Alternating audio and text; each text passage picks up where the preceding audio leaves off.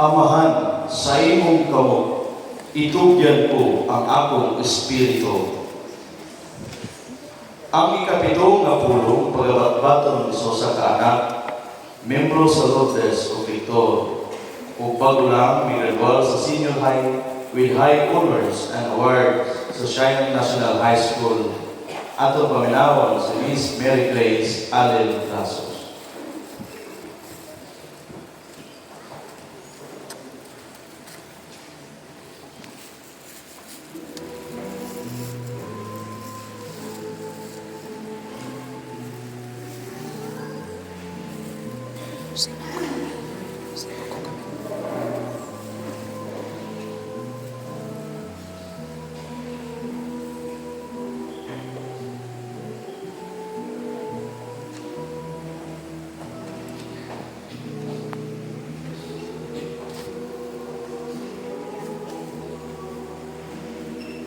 Ang ikapitong pulong. Amahan, sa imong kamot, itugyan ko ang akong espiritu. Kinudlo gikan sa Ebanghelyo ni San Lucas, Kapitulo 23, versikulo 44, ngadto sa 46. Pagka alas 12, mingit-ngit ang tibuok kayutaan hangtod sa alas 3. Gitabunan ng adlaw ug nagisi sa tunga ang kuntinas sa templo. Unya isinggit sa kusog nga himog si Jesus.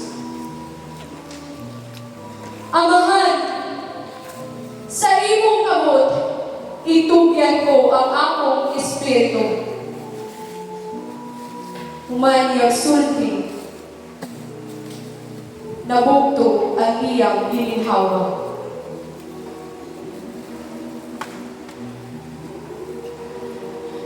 Miabot na gyud ang katapusang butlo sa kinabuhi ni Jesus. Apan, sa hapit na mabugto ang iyang gilinhawa, si Kristo na nahimo pa o pagtugyan sa iyang kaugalingon ngadto sa amahan. Sa iyang katapusang mga pulong. Amahan, sa imong kamot, itugyan ko ang akong espiritu. Ginoo,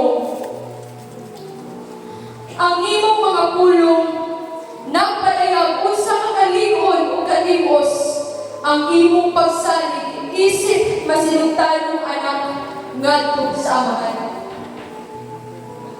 Hangtod sa katapusan ug bisan sa unsay pagsulay o kasakit, imong hiusa ang imong kabubuton sa amahan.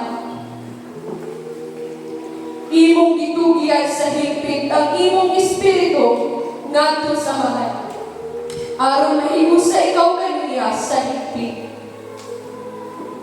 Apan, sa pinulungan sa kalibutan o sa tao, kini nagpasabot nga si Jesus, patay na.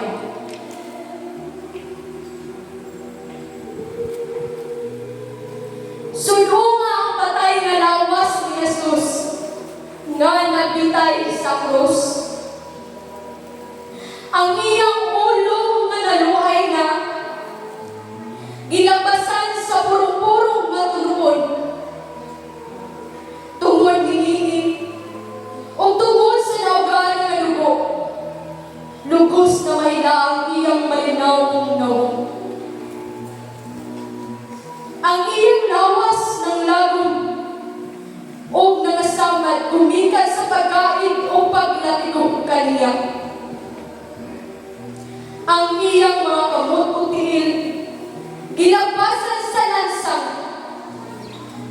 Ang iyang dagway murag pilit na tao. Ug si Propeta Isaias nagulagway kaniyanin mga ulo.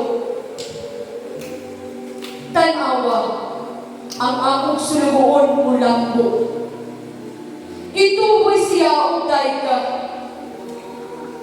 Sama nga daghan kaayo ang nagsurat, "Tao ba kini? Walay timanilhan nga usa siya ka tawo. Mao nga matingala ka nasuran. Ang mga hari maamang, kay makakita sila butang nga wala pa gayud ikabutyag. Makasaksi sila butang nga wala pa gyud madunggi. Kinsay mutuo sa among nadungog, o kang kinsa man ipakita ang gabong ni Yahweh. Sama sa gamot gikan sa ugang yuta, sama sa saha mitubo siya sa atong atbangan. Dili yun makadali ang iyang bayhon. Wala siya'y kaanyag ni kahayanon. Gibiyay-biyay siya o kisalikway. Usa ka tawo sa kasubanan nga nasinatik sa kasakit. Usa ka tawong ginikayan pagtanaw sa katawhan. Gipatin-patiran o giisip nga walay bilib. Apan bisan pa ini, iyang gipasan ang atong mga kaguol. Giantos niya ang atong kasakit. Bisag atong pa siyang iisip nga sinilutan sa Diyos, sinakit o tinumban. Gisalikway tungod sa atong kadautan. Pinaagi sa iyang sinot. Gihimuta kausap. Ang iyang samad, mag-ayo nato. Sama sa karnero, nahis sa laagtang tanan. Ang matagusa, nagsubay sa iyang kaugalingong dalan. Apan ibutang kaniya ni Yahweh ang tanan natong kasalanan.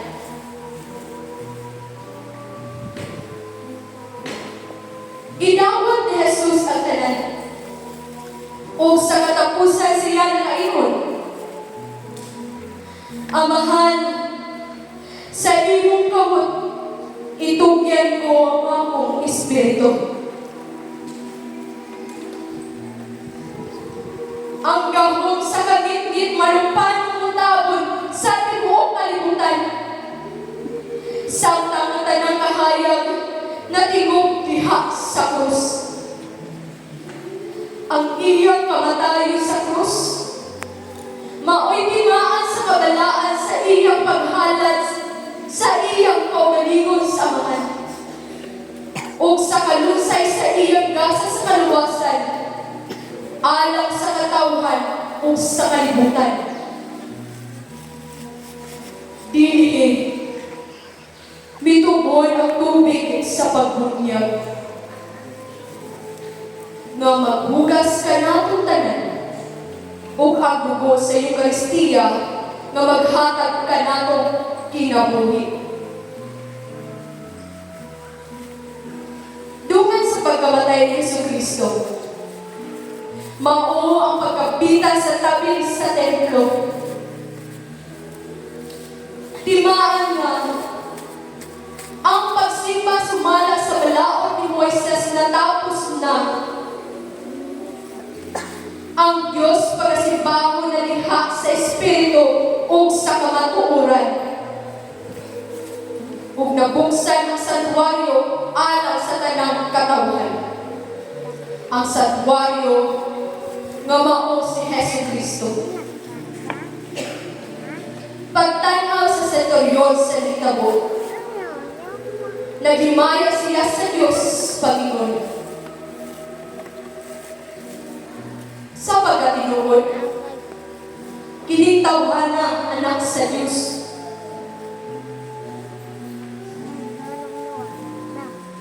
Si Jesus patay na. Namatay siya tungkol sa atong pagpakabutangon sa mga panghitabo sa atong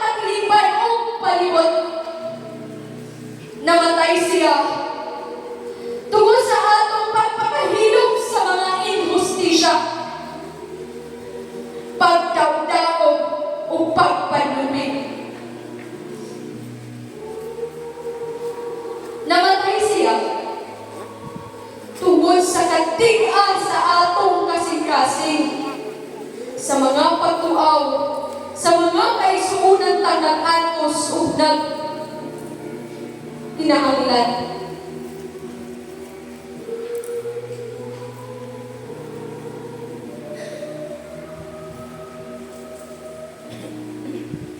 Siya nagpabulog sa iyang nanay nga kamatayon.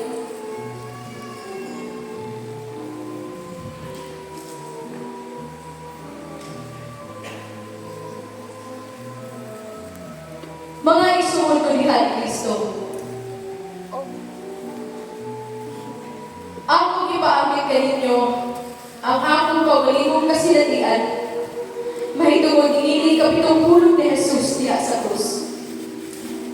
Amahan, sa imo kamo, itugyan mo ang akong espiritu. Dako ang katandog niini kanako. Tungod kay sa sulod sa 17 ka tuig sa akong kinabuhi. Nakasinati kong kabul, kabalaka, o kinabihan ng mga kasakit. Sa iyang riruan pa ko, aduna ko'y gadungan ng mga sakit, diin ako anaa sa bungaw sa kamatayon. Ni pagkaon, pag-inom tubig, pag-ato sa CR, o maski sa paglingkod, maglisod ko. Halos sa tanan akong mahigala, nangato na sa ospital, alang sa pagbisita sa ako tungod kay ilang pagtuo. Katuna katapusan nilang lantaw sa ako nga buhi pa. Gato ang tanan nga mamatay na jud ko.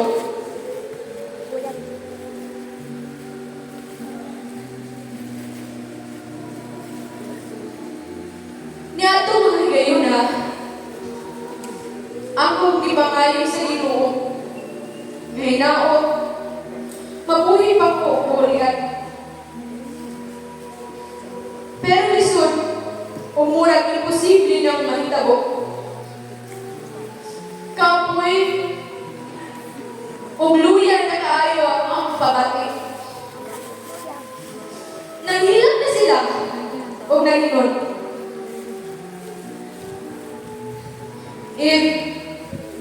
Panigamot yun, panigamot. Ang akong inahan, atong higayon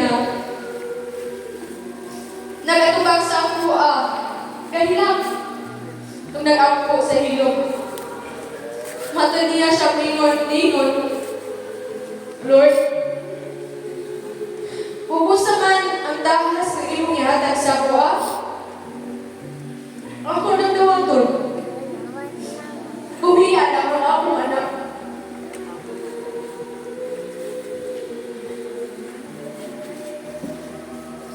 Tapos sa pangitabo, nagpasalamat na ko ang akong inahan. Huwag natingala tulog kay makatulog naman po nito. Makahinay-hinay na po ang kaon.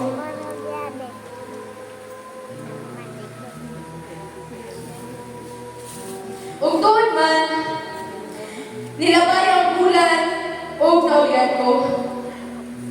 Tinuod, walay imposible sa Ginoo. Humasa pagkitabo, ginatudlo sa akong magigikanan ang pagtuon sa Ginoo sa bisan unsang pagkitabo sa akong kinabuhi. O karon, ako ang katibayarin mo sa akong inahan sa pagbuha sa iyang tahas. Usahan ini ang pagpangaji. Di ay, napaligay plano Ginoo alang sa ako. Ano na sa ko'y nagkalain-lain na lisod sa amtang eskwela ko?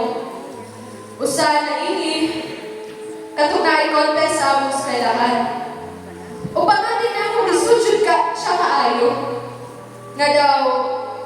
nako makaya.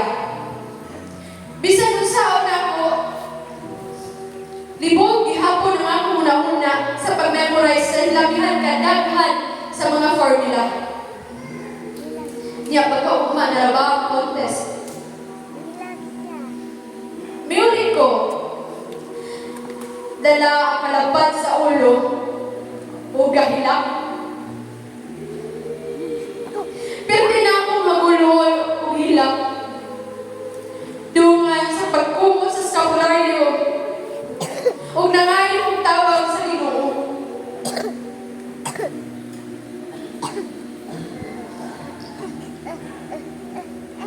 Gitugyan na ako niya ang tanan. Tungod kay wala kang kumasayon usama akong amay yung buhaton. Ug tuod man, ana siya. Ana siya mangigiya sa akwa. Nalapos na ako to, tungod kay misali ang dako sa iyaha.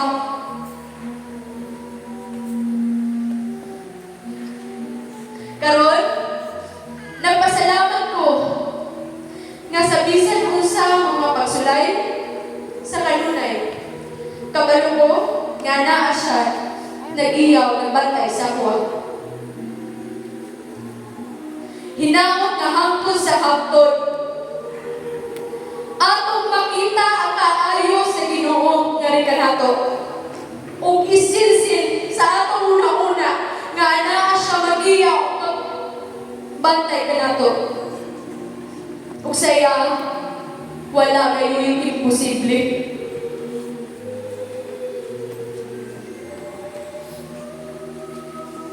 Sugod sa una, hangtod karon o sa umaabot pa.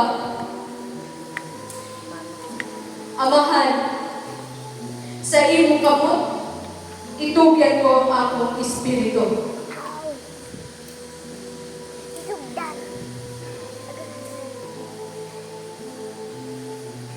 Ginoo,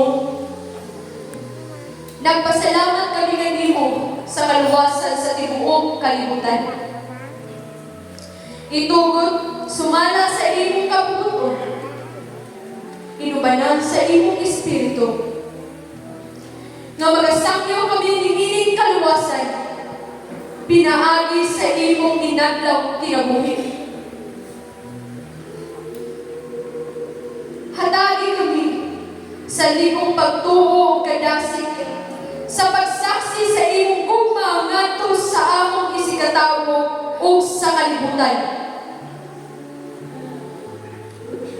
Among sa buntang danon o panan-ago ng imong kahayag diha sa among pag-iligsunay o diha sa pagtukod sa usa ka Kristohanong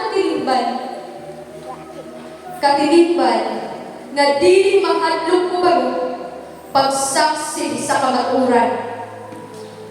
Usa ka katilingban nga makanunayong makaibiso aron makabot ang tumong nga mao ang kalinaw, kagawasan ug gugma sa katawhan.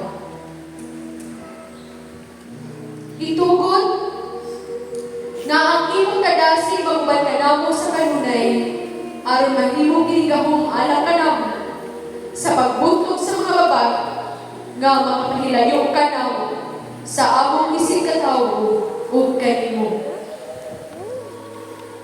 Naghangyo kami, O Ginoo, sa grasya sa maayong kamatayon, tinuod nga ang kamatayon among gikahadlukan. Apan kung among paladungon ang imong kamatayon, mahigpit ang among pagpakihiusa kanimo ug sa amahan. Ikaw man ganing ingon sa pagkatinuod sultihan ko kamo.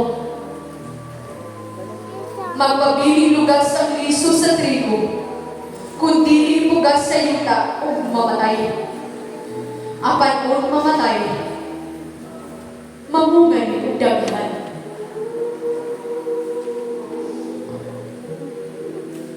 O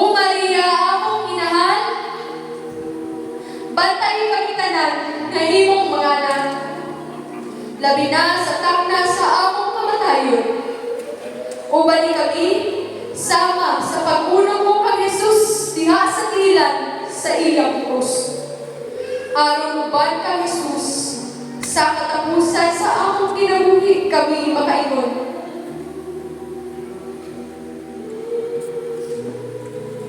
Amaman, sa imong kabut, itugyan ko ang among espiritu.